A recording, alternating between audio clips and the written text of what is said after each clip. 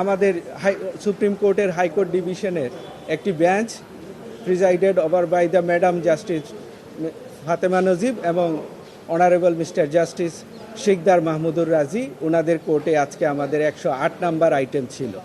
আমরা আজকে মামলাটা অ্যাটেন্ড করেছিলাম। আদালত আমাদের এই রিট পিটিশনটি একটি অবজারভেশন দিয়ে সামারিলি রিজেক্ট করেছেন এবং সেই অবজারভেশনে আমরা আশা করছি সেই অবজারভেশনটি আগামী 2 থেকে 4 দিনের মধ্যে আমরা পাবো। আদালতে আমরা জিজ্ঞেস করেছিলাম যে এই অর্ডারটা আমরা কবে পেতে পারি। আদালত বলেছেন যেহেতু এই রিট পিটিশনটা সামারিলি রিজেক্ট হবে সেহেতু এটাতে আমরা অবজারভেশন দিব।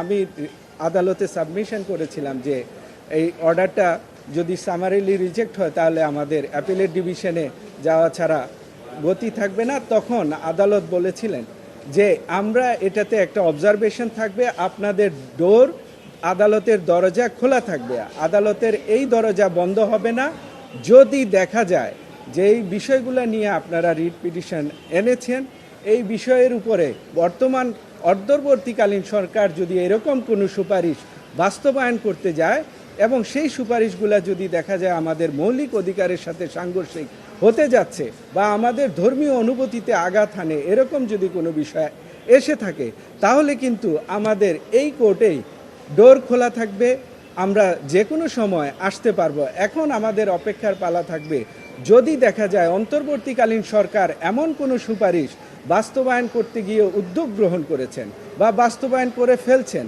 বা করে ফেলেছেন, এরকম যদি কোনো আমাদের কাছে নজরে আসে তাহলে সেই বিষয়গুলো নিয়ে আমাদের যেহেতু এই আদালতে ডোর ওপেন আছে, আমরা আবার রিট পিটিশন নিয়ে হাজির হতে পারবো। আদালত আমাদেরকে বলেছেন যদি এরকম কিছু আপনারা দেখেন বা হয় তাহলে আপনাদের জন্য এই আদালতের ডোর ওপেন থাকবে। শুধু আপনাদের জন্য না, সকলের জন্য এই আদালতের ডোর ওপেন থাকবে। এই অবজারভেশন দিয়ে আদালত আমাদের রিট পিটিশনটি সামারিলি রিজেক্ট করেছেন এবং আমরা আদেশটি পাওয়ার পরে আপনাদেরকে আপডেট জানাতে পারবো যে সেই আদেশে কি কি অবজারভেশন আছে। সেই অবজারভেশনগুলো পেলে আমরা আরও বেশি সুনির্দিষ্টভাবে আপনাদেরকে ইনফর্ম করতে পারবো।